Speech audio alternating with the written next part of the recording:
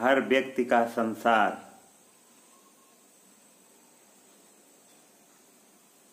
उसके जन्म के साथ ही शुरुआत होता है।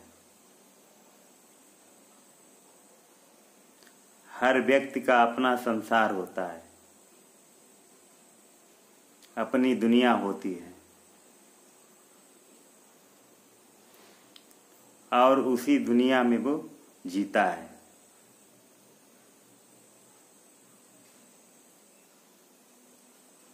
उसके साथ साथ ही संसार चलता है। व्यक्ति के जन्म लेते ही जो संसार उसका अपना बनता है, उसी संसार में वो जीता है। उसके अपने विचार होते हैं, अपने माता पिता होते हैं, अपने मित्र होते हैं, अपने संबंधी होते हैं, मगर उसके संसार में वो सब होते हैं, क्योंकि वो उसका अपना संसार होता है। ऐसे दूसरा व्यक्ति जन्म लेता है तो वो उसका अपना संसार होता है। दूसरा व्यक्ति उसी अपने संसार में जीता है। समय के साथ संसार भी उसके साथ ही चलता रहता है। तो दो व्यक्ति हैं तो दो व्यक्तियों का अपना अपना संसार होता है, अपना अपना परिवेश होता है, मगर कोई तीसरा व्यक्ति होगा, वो दोनों को देखेगा तो वो तीसरा व्यक्ति अपने संसार से देखेगा। उन दोनों व्यक्तियों के संसार से उसे कोई मतलब नहीं होगा, जबकि दो व्यक्तियों का अपना अपना संसार होता है और तीसरे का अपना संसार होता है। तो इस प्रकार से सबके अपने अपने संसार होते हैं और उन संसार में, उस अपने संसार में सभी जीते हैं।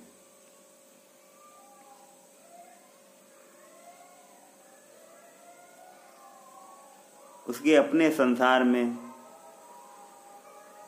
जो भी उसे दिखाई पड़ता है तो वो अलग होता है, और जो दूसरे के संसार में होगा वो अलग होगा, तीसरे के संसार में होगा वो अलग होगा। तो इसलिए एक दूसरे को समझना नामुमकिन होता है, समझाना भी नामुमकिन होता है, क्योंकि वो अपने अपने संसार में जी रहे होते हैं। इसीलिए तो आपने देखा होगा कि कोई किसी की बात नहीं मानता है। हाँ, भय के कारण, दबाव के कारण भले ही मान ले, कुछ समय के लिए मान ही लेते हैं, मगर वो अपने संसार में ही जीता है।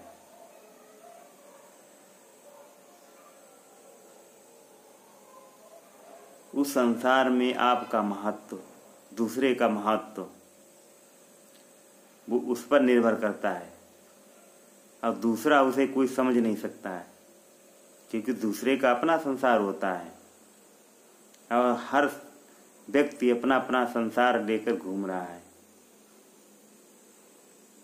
तो जितने व्यक्ति हैं उतने ही संसार हैं, उनके अपने उतने ही संसार हैं। हमें जो संसार दिख रहा है, हो सकता है आपको ना दिख रहा हो, आपका अपना संसार दिख रहा होगा। आपके संसार में हम भी शामिल होंगे, आपके और लोग भी शामिल होंगे, माता पिता रिश्तेदार, वो आपके संसार में शामिल होंगे, आपके नजरिए में शामिल होंगे, और उस संसार में आपका ही अपना वर्चस्व होता है। उस संसार के आप ही मालिक होते हैं, और उस संसार को उसी हिसाब से चलाते हैं। उसमें दूसरा कोई हस्तक्षेप करेगा तो आपको बंधन महसूस होगा। भय के कारण, दबाव के कारण कुछ समय के लिए तो हम कर सकते हैं, मगर हम जिएंगे तो अपने ही संसार में। यही वास्तविकता है, क्योंकि हर कोई अपने अपने संसार में जीता है। यह बहुत अद्भुत है। इसीलिए जो एक के लिए अति महत्वपूर्ण होगा, दूसरे के लिए वो व्यर्थ हो जाएगा, तीसरे के लिए कुछ और होगा, चौथे के लिए कुछ और। तो सबके अपने अपने संसार में, मगर ये सब दिखाई तो पड़ते हैं, दृश्य के रूप में दिखाई पड़ते हैं, मगर सबका अपना अपना संसार है। इसी अपने अपने संसार के कारण कोई एक दूसरे को स्वीकार नहीं कर पाता है, उसके विचार स्वीकार नहीं कर पाता है। अब समझ भी नहीं सकते हैं, अब समझना असंभव है, क्योंकि संसार ही लेकर जन्म लेते हैं। मृत्यु तक अपना संसार ही रहता है। जब हम जन्म लेंगे संसार प्रकट होगा, और मृत्यु के साथ संसार मिट जाता है, उस व्यक्ति का संसार मिट जाता है। उसकी अपने ही विचार उसमें निर्मित करते हैं, उसका अपना ही शासन चल रहा होता है। तो इसलिए उसे दबाव से कुछ दबाव के लिए कुछ समय के लिए समझाया जा सकता है, मगर स्वतंत्र रूप से नहीं। वो अपने संसार अपने हिसाब से ही चलेगा।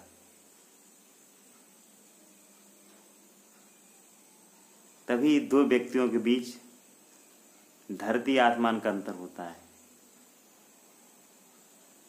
देखने में एक जैसे लग सकते हैं, मगर वो एक जैसे नहीं होते हैं। उनमें धरती आसमान का अंतर होगा। एक हम द्वितीयो नास्ति, एक ही होता है,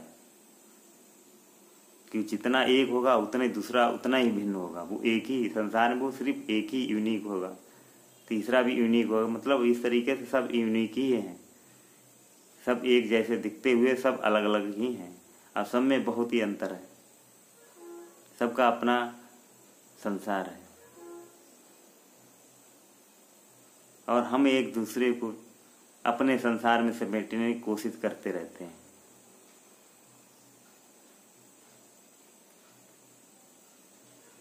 हम किसी व्यक्ति को अध्यात्म सिखाना चाहें, समझाएं, कहेंगे, तो हम हमारे संसार में हम दूसरे को अध्यात्म सिखाना चाहेंगे, मगर उसका अपना संसार है, उसमें हो सकता है अध्यात्म इसका महत्व ही ना हो, उसकी अलग दुनिया होती, वो नहीं समझ सकेगा।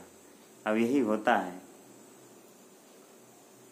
हमारे आधार पे हो सकता है हमारे धर्म संसार में धर्म हो, मगर दूसरे के संसार में हो सकता धर्म ना समझ रहा हो, उसका अपना संसार है, तो अपने संसार से ही जिएगा।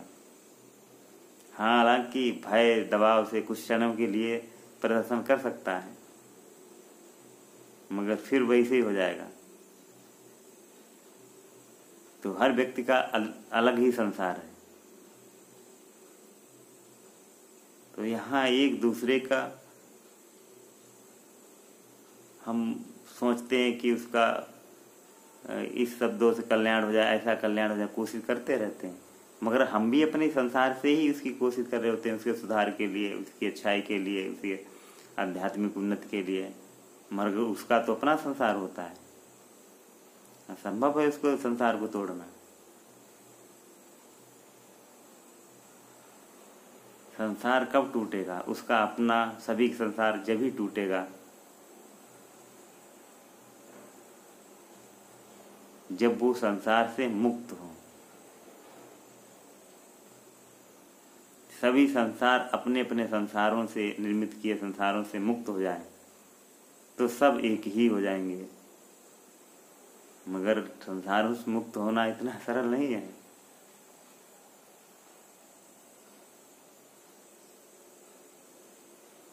संसार को तोड़ने के लिए जो जैसा है उसे वैसा ही जानना पड़ेगा।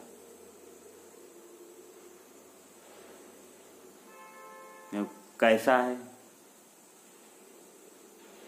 जो जैसा कैसा है कि वो वैसा नहीं है जो होता है।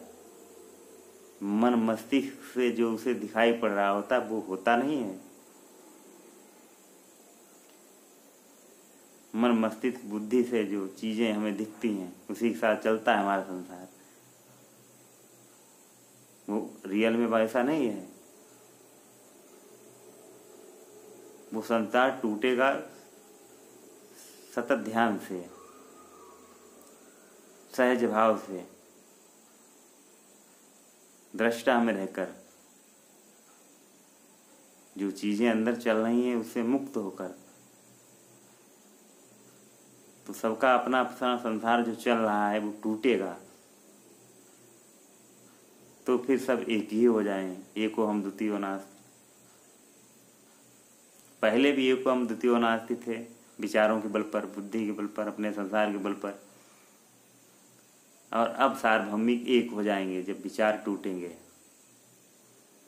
मन बुद्धि विलीन होगी, तो सब एक ही हो जाएंगे। उसमें अपना अपना संसार गिर जाएगा। और इस अपने अपने संसार के ही कारण युद्ध होते हैं, कलह होती है, बाधाएं उत्पन्न होती हैं। राग, द्वेष, घृणा, नफरत, अहम सब अपने अपने संसार के ही कारण प्रकट होता है। कि अपने संसार में जो बाधा उत्पन्न करेगा, हमारे संसार में, आपके या किसी के संसार में जो बाधा उत्पन्न करेगा, उससे वो द्वेष करेगा, घृणा करेगा। क्योंकि संसार में बाधा का मतलब उसके अहम पर ठेस होगी। तो इस अहम को तोड़ने के लिए, ईर्ष्या को तोड़ने के लिए, नफरत तोड़ने के लिए अपने संसार से भी मुक्त होना पड़ेगा, जो हमारे जन्म के साथ से ही प्रकट होता है। तो शुद्ध चेतन की तरफ मुड़ना होगा। तो किसी को वाकई में सही दिशा लाने के लिए, उसकी भलाई के लिए या अपनी भलाई के लिए, कि जगत कल्याण में ही अपना कल्याण है, अपने कल्याण में ही जगत का कल्याण है। सब सुखी रहेंगे तभी संसार सुखी होगा। और इसके लिए हमें अपना संसार दूसरे संसारों से मुक्त होना होगा। मुक्त होने के लिए हमें आध्यात्मिक तरफ मुड़ना पड़ेगा। अपने अध्ययन के लिए अंदर झांकना होगा। अंदर झांकने से ही हम मुक्त होंगे।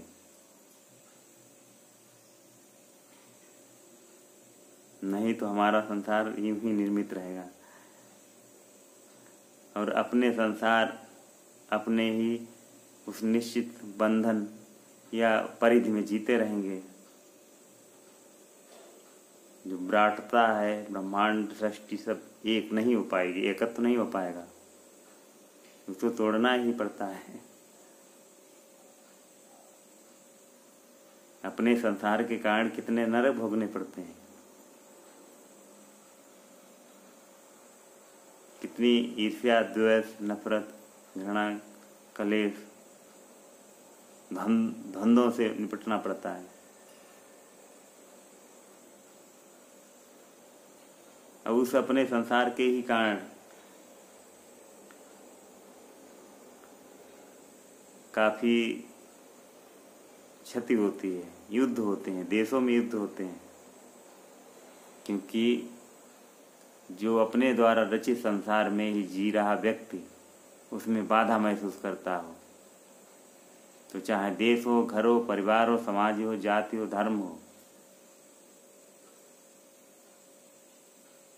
उसे बचाने के लिए, अपने संसार को बचाने के लिए कुछ भी कर सकता है।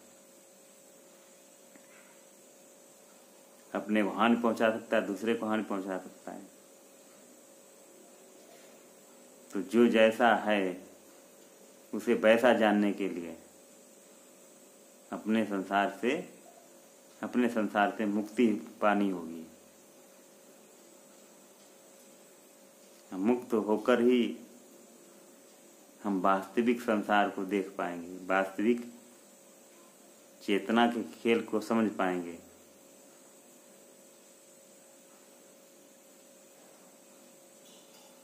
वास्तविक प्यार प्रकट होगा।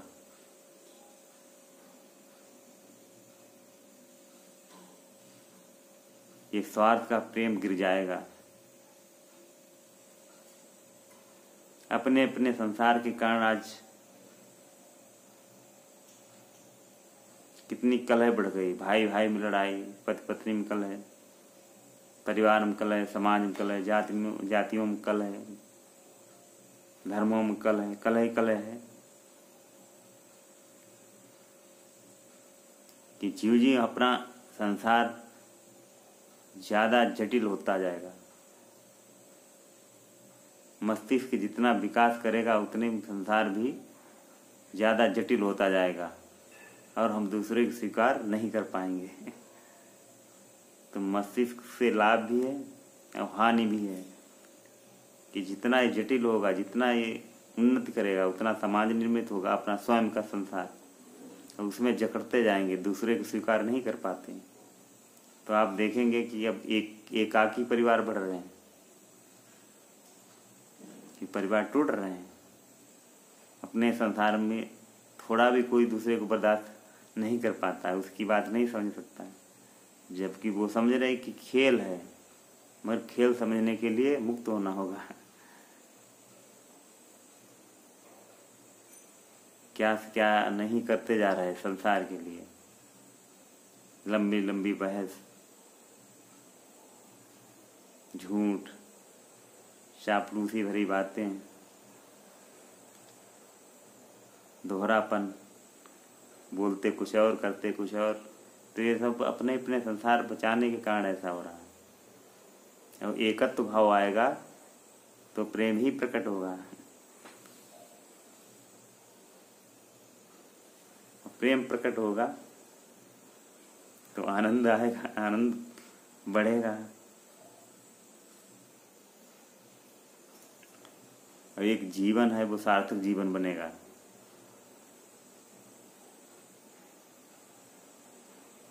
तो अपने अपने संसार को मिटाने के लिए हमें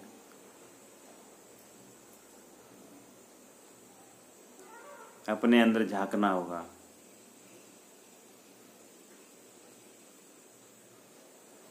तो अपने अंदर उठते हुए विचारों को देखें, अब उन पर प्रतिक्रिया ना दें, देखते ही रहें। तो धीरे धीरे विचार मुक्त होते जाएंगे, अपने संसार से भी मुक्त होते जाएंगे। तो एक प्रेम प्रकट होगा। नमस्कार।